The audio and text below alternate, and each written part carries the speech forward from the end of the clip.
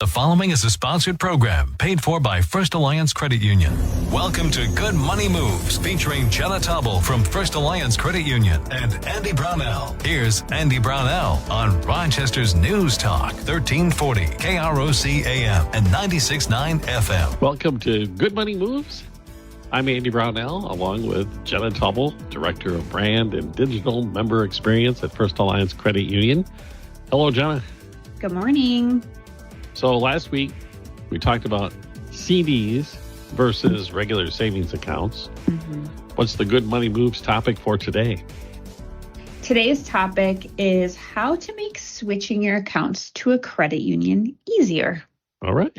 Yeah, so I thought this was an interesting one because I was reading some statistics. So according to one survey, only 11% of those respondents felt that they had any sense of belonging at their current financial institution. So a very small percentage of people felt like they were at a place that they felt good about when it comes to managing their money. But that same group also said, 44% of them, that they wouldn't actually change financial institutions. And so this got me thinking, what if you are so unhappy at where you are, why would you not want to make that change, right? So one of the biggest reasons, of course, is because switching your financial relationship can feel really overwhelming. There's kind of a lot of steps involved, and where you bank is not only where you keep your money, but it's also where you make payments from and kind of manage your day-to-day life in a lot of cases. So people often are just really worrying that if something goes wrong during this transition process, that they won't be able to access their money, they won't be able to maybe pay their bills on time, or even make, simple day-to-day purchases that they need if something were to go wrong. So, however, the good news is that switching to a credit union isn't hard. And at First Alliance specifically, we actually have a free switch kit that you can access that can help make the process just a little bit easier and more organized. But there are some things that, nobody really tells you about switching to a credit union that I think if more people knew about it, that their life would be easier and less stressful, so they could feel more confident in making that transition to a place where they do have a sense of confidence in where they're managing their money from. So we're getting the inside scoop today is what we're getting. Yeah. Okay. What are the common reasons why someone ends up looking for a change to make the switch over to a credit union? Yeah. So, like I mentioned, most people, stay with the financial institution that they're at because the idea of switching is just very daunting. They don't want to go through that process. But there are a lot of really good reasons to change your financial relationship. And obviously, a big one is if your bank is charging fees that other financial institutions don't, or are charging maybe higher fees than what others are, you can save yourself a lot of money that way. Obviously, if another financial institution offers better rates on loans or on deposit products, moving is a huge one that we see a lot. People will often switch their financial relationship because they've moved, even mostly if they're moving from another, out of state into Minnesota or something, or from one city to another. But even within the city itself, you will see that from time to time, just because they want a financial institution that's a little bit closer to home or where they work. But another reason, to maybe start looking is if the financial institution you have your core relationship at isn't serving you the way that you need it to. It doesn't offer the services you want. Maybe you want to be able to make, peer-to-peer payments really quickly. And your financial institution doesn't offer a service like that. And so you have to find a third party to do that for you. But that's just one more thing to manage. So finding something that, like with First Alliance, we offer Zelle, which is that person-to-person payment. You don't have to hold your money in a separate account like you do with Cash App or Venmo. It just stays in your account and you can still pay people. So that's one example. Some people use ATMs frequently, and maybe they need a financial institution that just has a broader network available to them. Let's see, customer service is a huge one, right? If you are not getting good customer service at your current financial institution, that's a very common reason and a good reason to change, right? You should feel confident in the people that are helping you manage your money. But another really big one too is you just want to reduce the number of banking relationships that you have over time. You know, if you are the kind of person who's chasing rates, or you're maybe took out a loan at one place but have a checking account somewhere else, and then you have maybe your mortgage somewhere else, and so you start to have this more complex financial relationship going on with multiple institutions, and you want to really reduce that down to maybe one or two so that you can manage that better. That's another reason to make a switch. All good reasons. Yeah. For sure. So when we're talking about this process and some of the, I don't know, secret ways or to make it easier, where do you want to start with that? What can we do to make it less stressful switchover process? Yeah. So really the first thing is a little preparation goes a really long way. And it might seem kind of obvious, but again, a lot of people don't like, switching to a credit union, for example, because the thought of setting up and transferring all those automatic payments or direct deposits can feel really cumbersome. So if you are going to switch your financial relationship, give yourself a couple of weeks to prepare. This is not something that is going to be done in a single day. Well, you can certainly open your account somewhere in a matter of minutes. The actual process of making that transition is a little bit longer than that. And so just going into it with that mindset is going to be really helpful and make that process go a lot smoother and be less stressful for you. So, give yourself time to gather the information that you need to make that switch go smoothly. So that means, list out all the automatic payments that you have running through your account today. Figure out what direct deposits you have coming in for them on a monthly basis, on an irregular basis, on an annual basis, right? Just to keep track of that. So throughout the year, you're making sure that you're catching all of those that would be coming up. But also kind of gather all the information you might need about your old account. Make sure you have past statements so that if you were to need them for any reason, you can access them. You're going to want to know like the routing number and your old account number still, so you can start to set up some of those transitions and once you're ready to take that step, and just making sure that you have a really safe way to store any documents that you do retain from that prior banking relationship. But also giving yourself time to prepare gives you time to find a credit union that works for you. So for instance, an ideal credit union probably for most people is going to be one that has maybe a convenient location near their house or their place of employment, or at least maybe offers virtual appointments or has really good online support if you're picking one that isn't in a geographic location close to you. Obviously, lower and fewer fees than what you're paying today is always a huge thing, especially right now where every little penny matters with prices being as high as they are. So this is a good opportunity to see kind of what fees have you been paying in the past on your current accounts, and then try to find that, credit union that has lower versions of those fees if you anticipate that you're going to have to continue to pay those for any reason.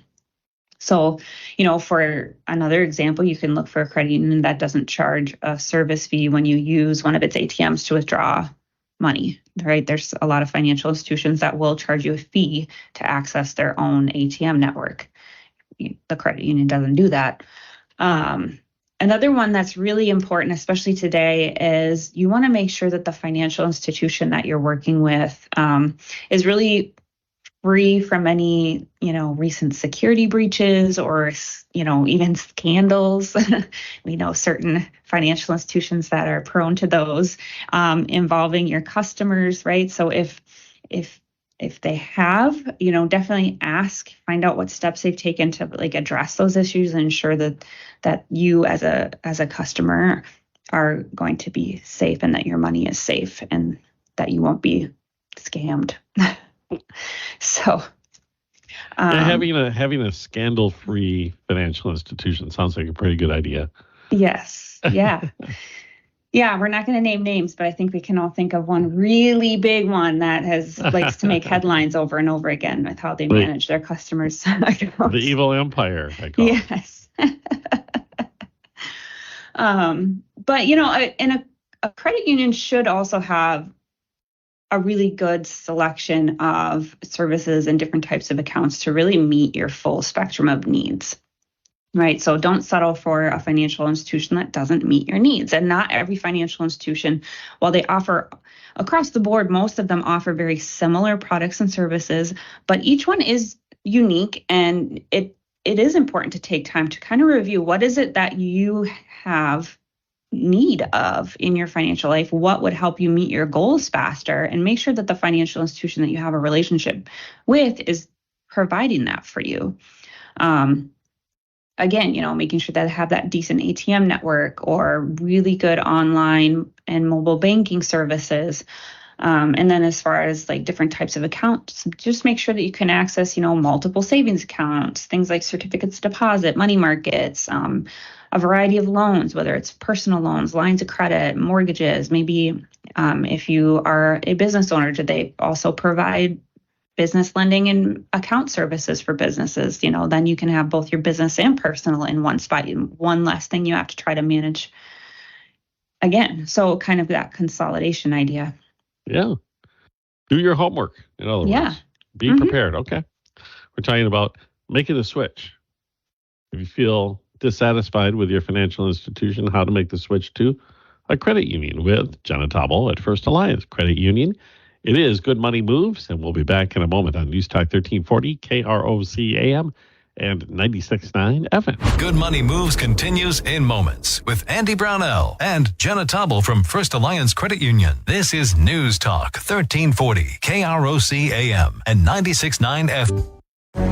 Moves with Andy Brownell and Jenna Taubel from First Alliance Credit Union on Rochester's News Talk 1340 KROC AM and 96.9 FM. Welcome back to Good Money Moves. Jenna Taubel with First Alliance Credit Union with us this morning, and we're talking about the process of switching my accounts from a bank or other financial institution to a credit union and how to make it less stressful and actually fairly easy.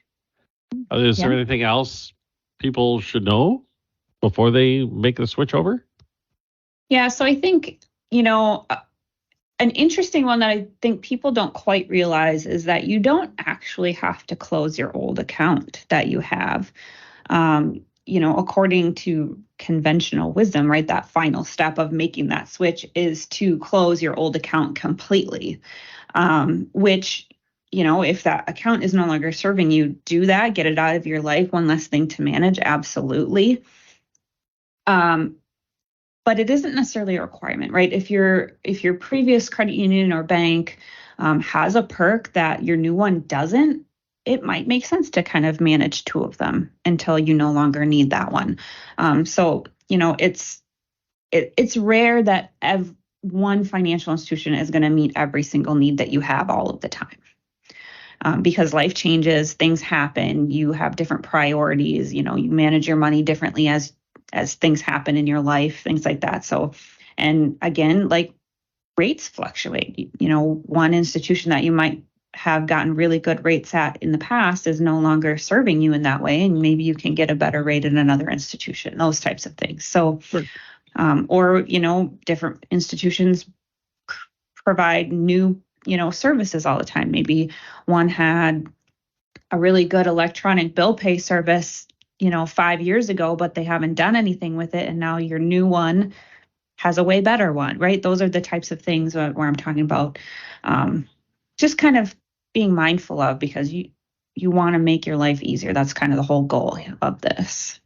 But really, no matter what it is, you definitely do not close your existing relationship until you can guarantee that everything is switched over. So it's actually a best practice when you're making a switch between financial institutions where you're kind of your core financial institution, if you will, where you're going to have all of those direct deposits and automatic transfers coming and going in and out of that account, that you actually leave that open for probably 3 months before you officially close it down as well.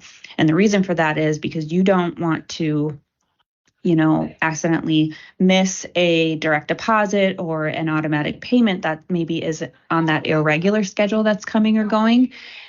You just leave a small chunk of money in that previous account to kind of help catch some of those so that you're not running into those problems along the way. So it does kind of prolong that process a little bit, but it is actually a really smart way to go about it because it's one less thing you have to worry about missing, right? So, and also, you don't want to accidentally run the risk of overdrawing your account, or, think about it too. The more over time, the more accounts that you have, right? We talked about one of the reasons people switch is to consolidate. So if that's your goal, making sure that you do close down those other accounts after you've completed that transition. A big reason for that is to ensure that, somebody doesn't drain out any funds without your knowledge, right? It's really easy if you're not paying attention to something for something like that to happen really quickly and you don't notice it because it's just kind of one of those accounts you opened a while ago but didn't do anything with. So yeah, couple things to keep in mind, but really you avoid feeling pressured to close that old account right away. If it's serving you well, keep it open, and definitely keep it open for at least, 3 months while you're making that transition to your new credit union. One of the reasons I think I would eventually close it down, though, is that I'm probably moving over because of fees. And those fees, if you only leave a few $100 in there, might over time eliminate what you had. Exactly. Exactly. Yeah. I mean, there's so many different reasons to switch and different experiences that people are going to have. But I think so many people get stressed out about making that switch because they feel like they have to close that old account right away. But you really don't. If you need that account open for some reason, leave it open. That's open. Like there's no rule that says you can only have one financial institution relationship. I mean, every financial institution would love for you to bank solely with them and no one else ever. But the reality of the situation is that it's not how that works. It's not against the law. No, yes, it is not. So any other quote unquote secrets I should know about when it comes to switching to a credit union? Yeah, I think no one really talks about the fact that it's almost basically free to move your accounts, your relationship from one financial institution to the other. Most credit unions and quite, more community type banks don't typically require any kind of fee to transfer your account or open an account for that matter. Typically all you need is to have just enough money to open that account and make that minimum deposit level, which is usually not going to be a problem. Like First Alliance, for example, you only need $5 to open an account here. You deposit $5 into a savings account and you are a member. Obviously, every financial institution has different minimums for opening accounts, and that's kind of one of those things that you want to take a look at and see if it's worth it. But if your ultimate goal is to move everything from one to another anyway, that minimum opening deposit really shouldn't be a hindrance.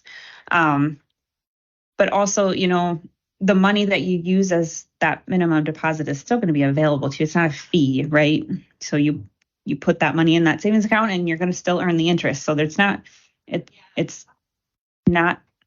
cost to doing this. There's just a little bit of time involved.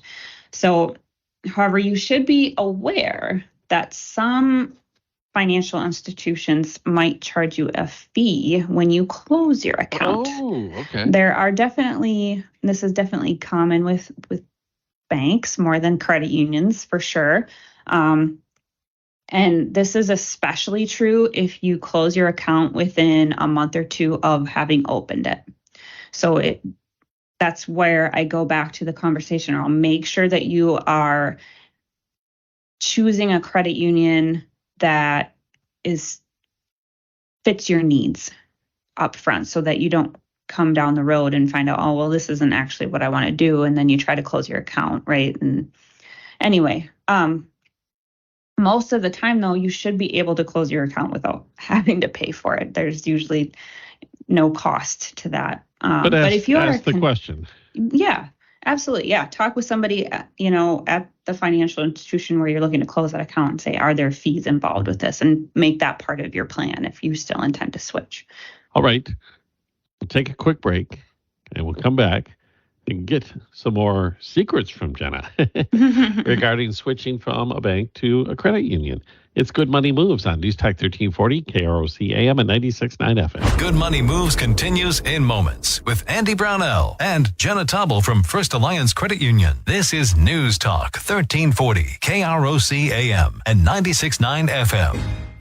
With Moves with Andy Brownell and Jenna Taubel from First Alliance Credit Union on Rochester's News Talk 1340 KROC AM and 96.9 FM. Welcome back to Good Money Moves. The topic this week, switching your account from one financial institution over to a credit union to take advantage of whatever perks it may be, whether it be higher interest rates on your savings accounts and lower interest on loans or other advantages. Mm-hmm. What's another thing that no one will tell you about if you're doing this switch to a credit union? Yeah, and I think it's important for people to know that there's actually more than one way that you can transfer your money from one account to another. The first and probably the most common way is to have your funds transferred electronically through like ACH. The caveat to that one is that it does take, and it can take a few days for that transfer to process and go through. It's not an overnight, it's not instantaneous in some cases. So if you need to get the money to your new account faster, you could kind of do a couple things. You could write a check out to yourself from your old account and then deposit it into your new account. But again, checks, especially larger checks, can take time to clear. But if you really want to eliminate that kind of waiting time, if you have urgency around having funds in that new account for whatever reason, you can certainly withdraw the money from your current account in cash and deposit it directly into your new account at a branch. This is a little bit risky, and I definitely wouldn't necessarily recommend that. But it is an option, right? It's, you definitely don't want to be carrying large amounts of cash around with you. But it would definitely be the fastest probably way. You go to one branch, take the money straight to the next branch, deposit the money. Having said that, though, there's definitely a hybrid solution to this as well, right? Nobody says you have to move every single penny from your old account to your new account at once. So in other words, you can use cash to make a small amount of cash, just enough to fund the initial account, meet that minimum deposit requirement to get that account established. And then once your account is open, you can deposit the remainder, via that, writing that check to yourself or those electronic options. And this will kind of help get rid of some of that waiting period to really truly open and establish your new account. But it also takes that risk out of, walking around with a lot of cash in your wallet, right? Now, and if you have a lot of money sitting in your old account, this is most definitely the best option. But I imagine if I go to First Alliance and have my $5 or more come in with $100 bill, and say, open my account, and then I'm going to talk to one of your good folks there, First Alliance, and they're going to walk me through all of this. Absolutely. Yes.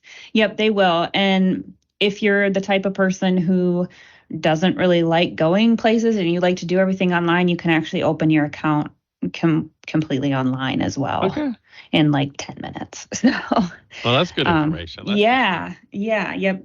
So there's lots of ways to go about it. All right. Lots of more information available on how to do it as well. And also the advantages of doing it, I imagine. And you can point us in the right direction. Yeah. So as always, I encourage our listeners to visit our website, firstalliancecu.com. You can subscribe to our blog. We release new financial tips and advice out there every week. You can go back and listen to past episodes of this show at firstalliancecu.com/podcast or on krocnews.com. You can also subscribe to Good Money Moves on Apple, Google, and Spotify podcasts. And if you love our show, please take a minute to leave us a review on your favorite podcast platform.